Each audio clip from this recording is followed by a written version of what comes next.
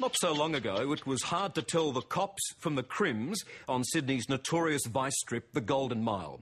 Well, the woman you're about to meet was both. Kim Hollingsworth started out as a King's Cross prostitute before fulfilling a lifelong ambition to become a police officer. Then she went undercover, exposing the bad guys on both sides of the thin blue line. It cost her career, and it could have claimed her life as well. Now, with the latest instalment of Underbelly, Kim and that whole sordid era are back in the spotlight. And as I discovered, she's surprisingly comfortable with having her life up on the screen for everyone to watch and judge.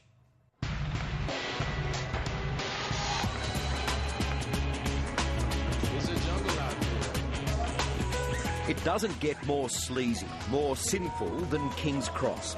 And right there in the heart of it all is Kim Hollingsworth, back on the Golden Mile after a very long time. Yeah. In the neon heyday of this seedy strip, Kim was the queen around here, a high-class hooker. I kept a tally of how many people I'd seen, and I was going, oh my God, I'm up to 100 now, and that was really disturbing for me because I just couldn't believe it was happening. How many men do you think you've slept with? Oh gosh. Well, if there were 100 within a very short space of time, I mean, it must be a matter of thousands. Thousands of men, thousands of dollars. Kim was a prostitute in demand. It was the late 80s, and whatever you wanted, sex, drugs or strife, you'd find it in King's Cross. Prostitution is a fast-paced lifestyle. The excitement's always go, go, go, go, go. And we would run ourselves into the ground, you know, to the point where you had to try and keep your eyes open to keep performing. So business was pretty good, I guess. Business was booming.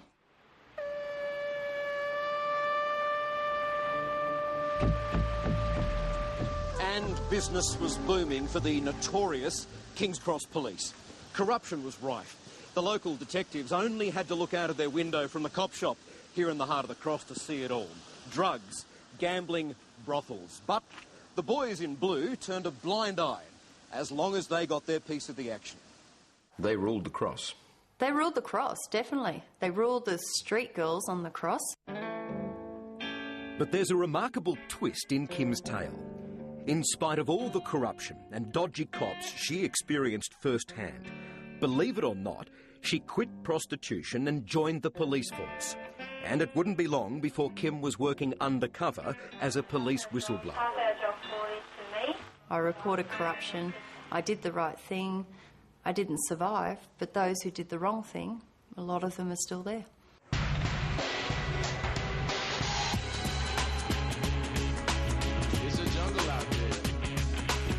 With such a colourful true-life tale to tell, it's not surprising that Kim is now a central character in the television series Underbelly. Your name, your image, is famous again. Yep. Notorious again. Infamous. You comfortable with that? I might be comfortable with it. I don't think the police are, because they felt that their past shouldn't be brought up and thrown in their faces. You don't mind seeing yourself portrayed on TV? The public have a right to know that this happened. And I hope they watch closely, because they will see what it was like in New South Wales Police. And it all happened? It all happened. This was the era when King's Cross flourished as a breeding ground of crime, corruption and charismatic identities. In those days, it was men like George Freeman and Lenny McPherson who ruled. And a new arrival was on the scene. John Ibrahim went on to become today's King of the Cross. I mean, you would have seen it all. Yeah, I saw it all, okay, yeah. Just the fights, the blood. There was always blood spattered everywhere. It's 15 years since Kim was last in the Cross, and tonight, she's taking us back to where it all began, showing us the real Underbelly. Oh, my God! How you doing? Oh, my God! Can I introduce you or no? Yeah. It's a trip down memory lane, and some of the old faces are still around. I used to work for Roger. Come here. I used to work for Roger. An old friend? At Love Machine. Roger was my boss at Love Machine. Even after all this time, the doors to these brothels are still open to Kim, for a guided tour at least. Hi. Back to the Love Machine. Oh my gosh, I can't believe this. Can I see your room? Oh yeah, I want to see my room. Oh, my heart is just out here. Oh, and I'm getting chills. You're right. Yeah, I hope so. Headed up into my... Back in the day, Kim was the star in here. Oh! Oh, wow. Room 1 at the Love Machine was hers. After you finished a job, you'd have to make the bed look as though nobody had been on it. So you would straighten the sheets up. Bit of housekeeping. Fluff the pillows. Greetings. Oh, I still remember how to do the towels. Like this. Together, fan it out, so the bed looks all fresh. What have we got here? Okay, this is the Love Machines bar. Now, you wouldn't know it, but this was a girl who grew up a self-confessed nerd. I'd still know how to do it. The daughter of a country police sergeant. When Kim first came to the Cross, she had dreams of following in her father's footsteps and joining the police force. She was 20, in love, and very naive. How did life change so radically for you? The first boyfriend. Yeah, I walked in on him in a motel room in King's Cross, and there were 2 girls there, a blonde and a brunette, and they were prostitutes, and he paid them to make him happy. You ready? Yeah. Oh my God. The cheating boyfriend got mad. Kim, I wouldn't do any of this with the other women if you were such a bloody rude. Kim got even. Right, that's it. Come with us. Alone, broke and desperate, this was Kim's turning point. I went, in a matter of months, from a virgin to a prostitute. I remember knocking on the first client's door and thinking, if I knock and go into this motel room, I'm going to come out a prostitute. Nothing much has changed. No. Kebabs. The kebab shops. Oh, no. It wasn't long before Kim had a new recruit. Hey! Life was so good, Kim's little sister Melissa was also seduced by the game. That guy still like us. We actually got boob jobs, and then we dumped our boyfriends who were nasty to us. We came to King's Cross and started making some good money. Not sorry about dumping the boyfriends. No. They're long gone. Not sorry about the boob job. No! Not sorry about the dump boyfriends. No! They didn't get any benefit.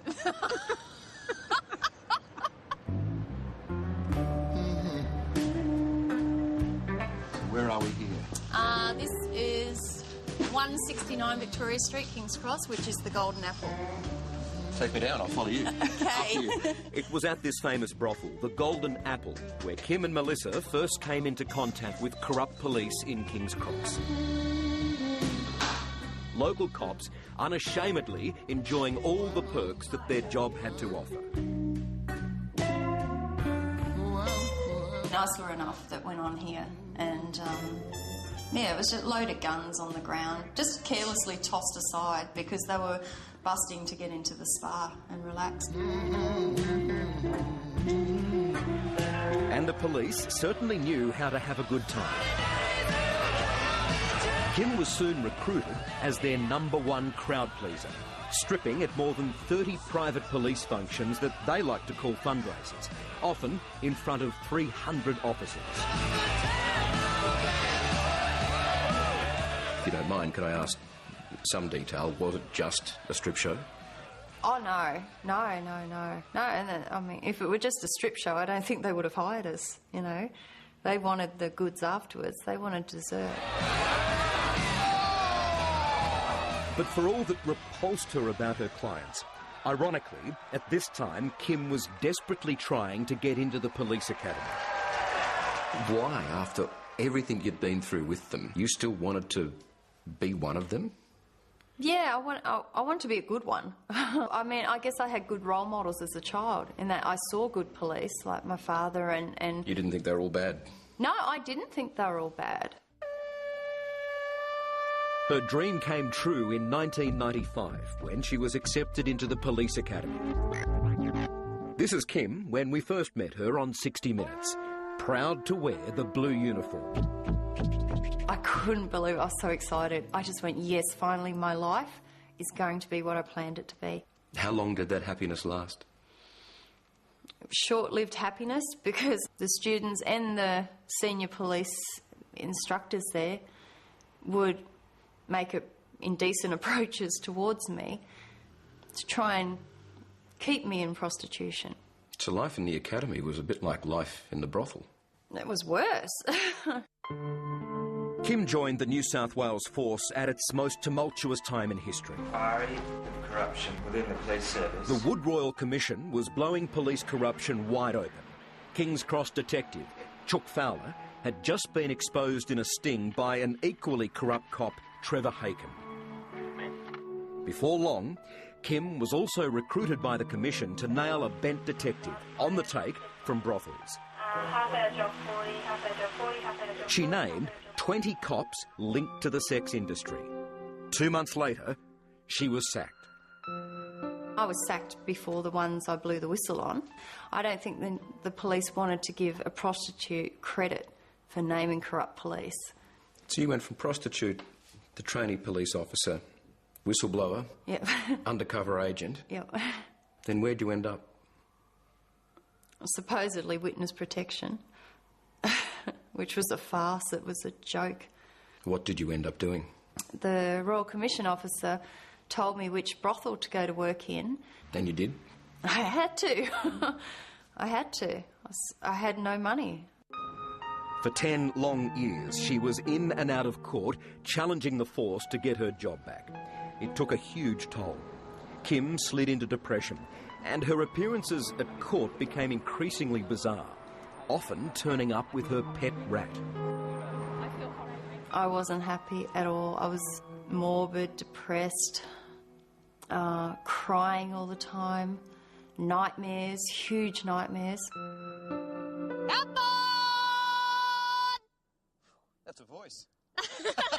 You have, Belt it out. you have to make it carry. Come on! You couldn't get much further from King's Cross, an isolated bush block that's now Kim's backyard. Come It's on! amazing. It's a stampede. Stampede! They never hit me, though. They know who feeds them. Today, at 43, Kim lives a quiet rural life. Have you got a kiss, Pookie? Oh, a better kiss, please. No partner, no children, but certainly not lonely. Oh, beautiful. Life has changed, Kim. Yeah, hot and sweaty in a different way now. Only you can say that. But you're right. Yeah, it's true. Yeah. Kim's trust and love these days is saved for her animals, and she has no shortage of furry friends. Not entirely comfortable with I think this. she likes you. Let her go up in there. No. On your head? No. She can make a little nest up there. She'll be really comfy. Just let her sit there and Kim, enjoy herself. get your rat off my head. Don't worry about it, Michael. She's happy up there. We're going to make her happy. Few people have seen as much or lived as much as Kim Hollingsworth. She makes no apologies for being a prostitute, never has done. But she does regret not becoming a cop. What have you learnt? I have learnt to believe what goes on behind my back, more so than what is said to my face. I have learnt to stand up for myself and to demand a type of respect. If you had the chance and you could pull on the blue uniform Yeah. and serve in the police force, would you? The reality is that may never occur because I'm up against a huge blue wall. And I've been banging my head against that for years. And you know what? You can crack it, but I don't think we'll ever knock it down.